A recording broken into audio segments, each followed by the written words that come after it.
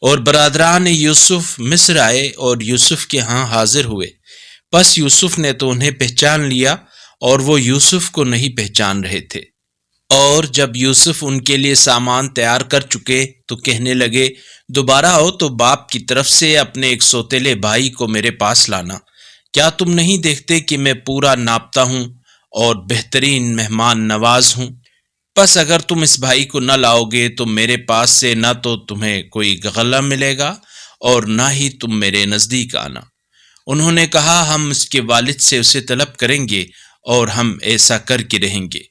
اور یوسف نے اپنے خدمت گزاروں سے کہا، ان کی پونجی جو غلے کی قیمت تھی انہی کے سامان میں رکھ دو، تاکہ جب وہ پلٹ کر اپنے اہل و عیال کی طرف جائیں تو اسے پہچان لیں، اس طرح ممکن ہے وہ واپس آ جائیں۔